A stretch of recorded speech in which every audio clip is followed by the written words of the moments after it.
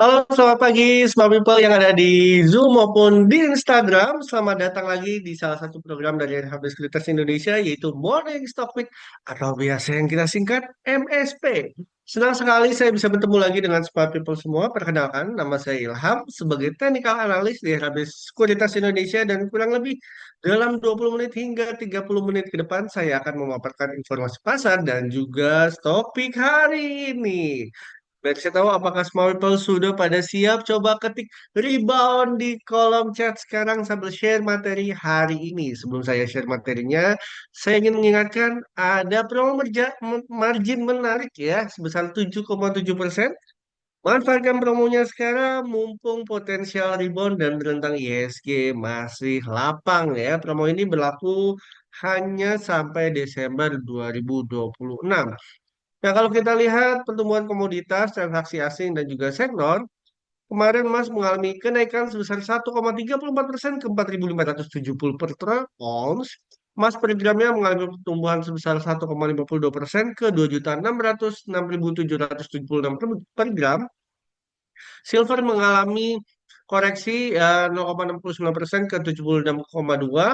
Ini masih sama ya data pada hari Jumat pekan lalu karena kemarin US libur ya, ada hari libur.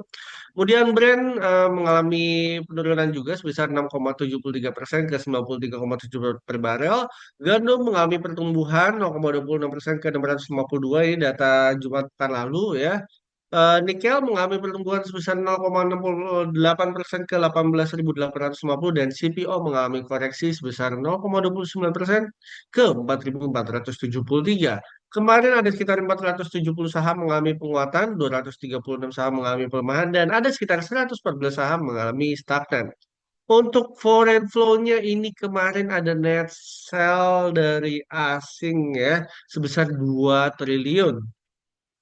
Netbuy-nya ada saham BBRI sebesar 147,1 miliar. Untuk semua people yang melihat atau memperhatikan saham BBRI bisa potensial dicicil ya dikit-dikit. Kemudian MDKA sebesar 112,1 miliar, BBCA 82,1 miliar. Net sale ada AMMN sebesar 226,1 miliar, BMRI 197,5 miliar, dan Bumi sebesar 160,7 miliar.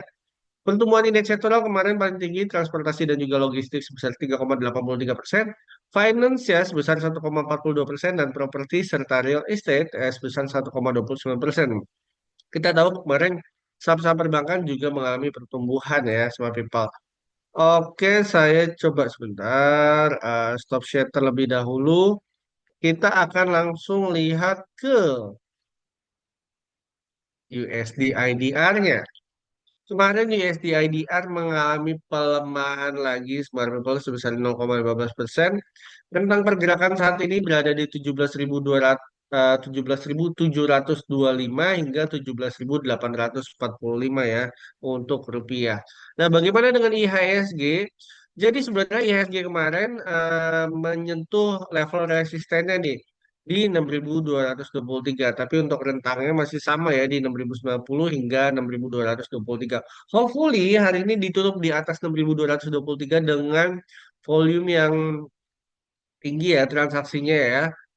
Demand-nya juga banyak biar dia next step-nya potensial ke 6.379. Jadi apabila hari ini menghijau dan semua people mau trading, coba pilih saham-saham yang memiliki volatilitasnya cukup mid ke apa ya, mid ke ya mid ke atas ya untuk mendapatkan potensial 3 5 mungkin 10% ya semua people. Tapi lihat pembukaan pagi hari ini. Oke, kita akan review pilihan saham kemarin ada Adro, Bumi, dan Inco. Nih, smart people mungkin bagi smart people yang bertanya, ini kok entry banyak di bawah banget sih Mas Ilham? Nah, ini kenapa seringkali saya maupun Mas Walah entry banyak di bawah. Kalau terjadi koreksi, ini masuk ke area entry buy ya. Half candle ini masih sama, entry-nya di 2290 area tersebut. TP pertamanya di 2460, TP 2-nya di 2540. Pun begitu juga saham Bumi ini entry buy-nya kok bawah banget sih Mas Ilham gitu. Kenapa nggak di HK dan sebagainya macamnya? Ya buat semua people yang kemarin HK juga sebenarnya bisa, cuman kan nampaknya sedang floating loss ya kalau misalnya ambil kemarin. Tapi buat yang sedikit konservatif, ini area 1717172 ini merupakan area yang cukup optimal ya. Kalau misalnya ada hijau saham bumi hari ini, ya bisa ditradingkan 3 sampai 5%, oke lah untuk saham bumi. Dan untuk TP pertama secara trading plan-nya ini di 197 dan TP2-nya di 208 ya. Memang potensial upside-nya itu sekitar 14% dan juga 20%. Apakah langsung bisa 14% dan sebagainya macamnya? Ya, untuk possibility saat ini mungkin lebih ke arah nunggu seminggu atau 2 minggu ya. Tapi tidak menutup kemungkinan kalau misalnya ada indikasi positif lagi, saham-saham seperti Bumi ini bisa langsung naik di atas 10% ya. Disclaimer mode on. Next juga Inco. Nah, Inco bagi sebagian yang kemarin HK, namanya sedang floating loss sedikit, tapi bagi yang belum mengambil ini bisa tungguin aja di 5.100 ya. Dan area TP2-nya di 6.300. Next, saham pegas ini berpotensi membentuk pola double bottom if dia breakout dari 1955. Makanya TP pertamanya di 1955 nih. Untuk area optimal untuk masuk saham pegas di 1850 ya. Stop loss-nya di 1745. TP pertamanya di 1955 potensi upside sekitar 5,6%-an dan TP2-nya di 2050 potensi upside sekitar 10,8%. Next ke INDF, INDF juga. Nah, ini sebentar. Dia ini kan moving average 60 nih. Moving average 60 bagi semua people yang pekan lalu hari Sabtu ikut Smart Room ini dijelaskan sedikit ya mengenai moving average. Simple aja ya. Ini moving average 60 dia sudah breakout ya, breakout 60 terus dia lagi retest. Kalaupun ada indikasi kenaikan ini di area sini dan terbukti ya kemarin saham INDF naik sebesar 3,35%. Ini ada potensi melanjutkan upside-nya ya. Pun kalau misalnya di diagonal trendline ya, tuh dia sudah breakout dan retest. Nah, untuk optimalnya di 6825 untuk masuknya, kemudian TP pertamanya di area 7175, ini potensi profit sekitar 5,1% dan TP2-nya di 7450, potensi upside-nya sekitar 9%-an. Next ya, ini saham harta ditutup bullish pinning top ya. Ini ada beberapa strategi yang bisa dilakukan. Small people yang sedikit konservatif, small people tunggu di 2290. Apakah HK bisa apa enggak? Karena saya kalau intip goldnya pagi ini sebentar, ini nampaknya ada sedikit koreksi sedikit. Kalau saya pribadi tungguin dulu dia sampai di low-nya, baru kalau ada dikasih kenaikan di atas 290 bisa diambil. TP terdekatnya di area sekitar 2590 potensi upside sekitar 13%. Kenapa Mas Ilham 13%? Saya lebih ke price action aja ya, karena patokannya adalah merupakan ini ada rejection ini merupakan area resisten. Jadi ngambilnya di situ aja. Pun kalau misalnya semua people memiliki saham harta dan juga sudah naik 35% dan menurut smart people itu cukup, juga nggak apa-apa juga di floating profit gitu. Tidak selalu harus hit TP1 atau sebagai macamnya, yaitu kalau hit TP1 ngikutin ya nggak masalah. Pun kalau nggak ngikutin juga nggak masalah. Karena apa? Karena keputusan jual dan beli itu ada di tangan semua people masing-masing. Saya maupun Mas Falah hanya membantu untuk membuatkan trading plan dan juga menganalisis saham-saham yang berpotensi.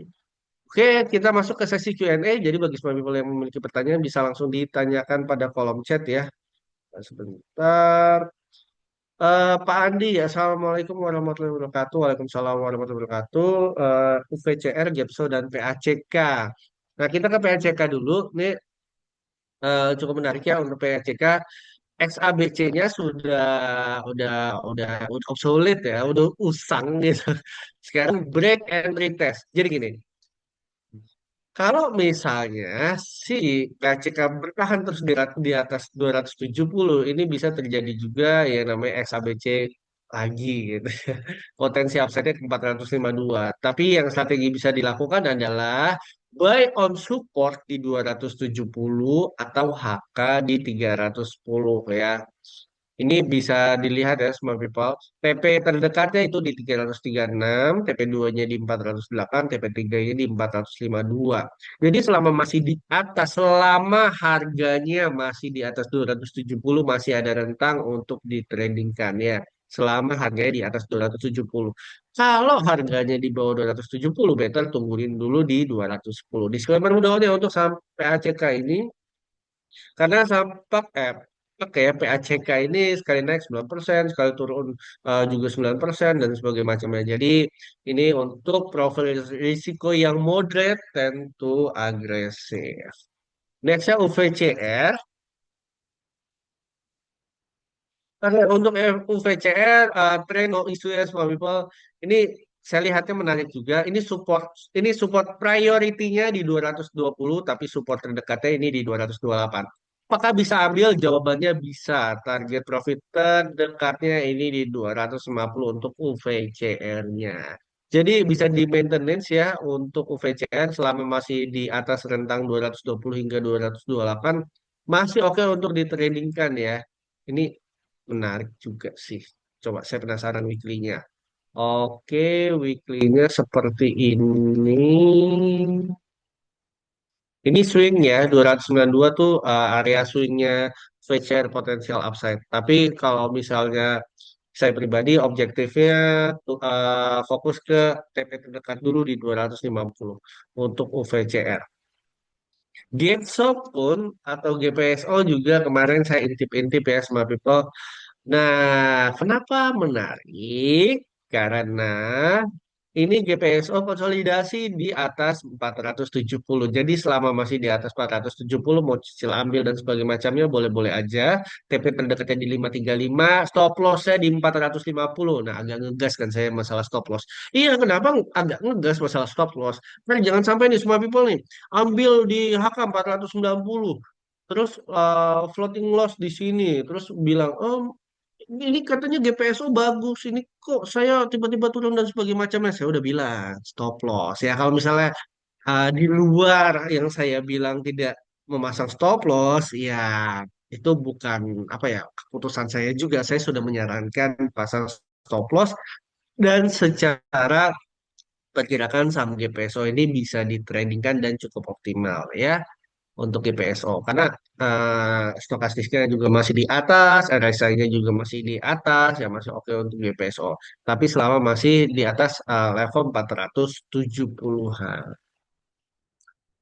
Nextnya ini kita ke DSSA. Ini ada banyak pertanyaan ya, apakah sudah bottom? Jawabannya sih ini lihat di 452 ya. Kalau misalnya ada di bawah 452 lagi berarti ya belum bottomnya ya. Karena tidak ada satu orang pun yang bisa menganalisis atau memproyeksikan bottomnya ya kalau misalnya tidak berdasarkan data. Pun kalau misalnya berdasarkan data, next potential downside ya kalau breakdown di bawah 452 itu bakalan potensinya ke 334 ya. Harus lihat di area 452 dulu terlebih dahulu. Dan kalau misalnya ada potensi koreksi lagi atau breakdown di 452, tunggu ini 334. Bumi, buminya ada Nesal juga ya. Yap, ini saham bumi juga. Nah, ini dia sudah direkomendasikan kemarin ya untuk saham bumi masih sama trading plan-nya ya, smart people. Kemudian BRPT, BRPT ini masuk area support nih. Hampir masuk area support di 1365 hingga 1460. Kalau ada indikasi kenaikan di atas area sini masih oke untuk ditradingkan, tapi kalau di bawah next potential downside-nya ke 1205. Ini ada double bottom soalnya di sini ya sama people ya. Sorry, maaf salah. Yap, kurang lebih area next potensial koreksi area berikutnya ke 1205 hingga 1065 kalau dia breakdown di bawah 1365 untuk saham BRPT-nya.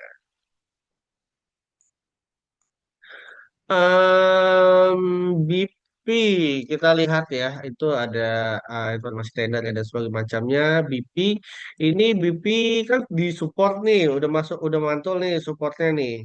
Dia nampaknya konsolidasi terlebih dahulu. Sekarang hari apa sih? Selasa ya. Lihat hari ini dan juga hari Jumat kalau saya pribadi sih kalau untuk saham BP better trading minggu depan ya. Tapi kalau misalnya mau maunya sekarang aja ya udah nggak apa-apa gitu kan. selama masih di atas 173 itu masih oke untuk ditradingkan ya. Ini concernnya yang pertama di 173. Ini saya menilai masih ada potensi koreksi ke 173. Kalau ada indikasi kenaikan di atas 173 bisa ditradingkan TP terdekatnya di 193. Kalaupun di bawah hari ini breakdown di bawah 173 tungguin di 163 gitu. Makanya saya sarankan untuk saham BP ini wait and see dulu. Tapi kalau misal mau ditradingin saya sudah jelaskan ya. Pun Oasa ini masih ada potensi koreksi ya ke 352 ya. Resisten terdekatnya di 426. Ini wait and see dulu aja untuk saham Oasa. Next, Bumi sudah ya. Small People yang di Instagram, Bumi sudah dibahas. Energi jarang nih. Energi kemarin nggak dibahas. Oke, energi so far supportnya berada di area 1365, kemudian support berikutnya di 1215. Ini wait and see dulu ya untuk energi. Lihat ya, kalau hari ini dia bergeraknya cuma naik turun di atas 1365, apakah bisa diambil? Jawabannya bisa ya. Tapi kalau misalnya agak turun dalam tiba-tiba pembukaan langsung 4%, 5% di bawah 1365, saya sarankan better wait and see dulu ya. Apalagi kalau misalnya tutupnya di bawah 1365, potensial downside-nya masih ke 1215 untuk energi. Jadi kecenderungannya wait and see dulu. Tapi kalau mau di trading kan apakah bisa? Jawabannya bisa gitu. Nah, terus ada yang bertanya sama people, Mas Ilham nih pelin-pelan nih katanya harus wait and see tapi di trading kan. Jadi gini, ada sebagian smart people yang memang profil risiko dan adrenalinnya tuh untuk trading tinggi gitu. Makanya saya berikan, kalau misalnya mau ditradingkan, misalnya kayak sini energi bisa, tapi di atas 1365. Terus ada lagi satu lagi smart people yang lebih konservatif. Gimana nih kalau misalnya ini turun dan sebagainya macam, saya nggak mau nih, nanti ada potensial rugi. Ya, itu tungguin di 1215 gitu, smart people. Jadi ada beberapa strategi yang dilakukan dan bisa disesuaikan masing-masing. Kemudian pertanyaan selanjutnya ke MDKA. Nah, MDKA ini nampaknya juga cukup menarik untuk saham MDKA. Ini supportnya berada di area 2710. Ini bisa di HK, tapi stop lossnya di bawah 2500. Bisa di HK atau di buy on support di 2710. TP terdekatnya di 3230. Tapi pagi ini kan si emas atau gold ini kan ada sedikit koreksi. Kita lihat aja dulu, wait and see dulu. Kalau ada indikasi kenaikan di atas 2710 bisa disikat atau dibeli.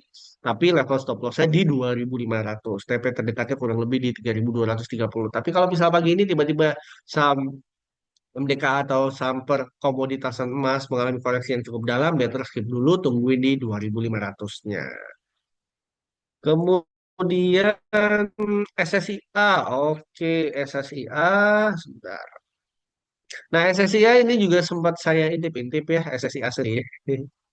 Karena kemarin naik signifikan, ini dia memantul ya di 61,8%. Ini perlu di maintenance ya, maintenance dalam arti kalau misalnya ada dua strategi. Ini strategi untuk moderate ambil di 1655, strategi untuk agresif ambil di 1700 atau HK. TP pertamanya atau terdekatnya di 1795 atau 1800 ya. TP 2-nya di 1875. Ini untuk SSIA. Secara tren nggak masalah ya smart people. Ini juga saya gambarkan lagi ya tren lainnya. Ini ciri-ciri eh, potensial reversal. Kenapa? Karena kan ini turun nih, masih menggubu-gubu turun. Eh, mau turun lagi capek ya kan. Ini naik, malah naik terus koreksi. Kalau masih bertahan di atas, ini primary-nya ya, primary supportnya itu di 1515 ini kan memantau.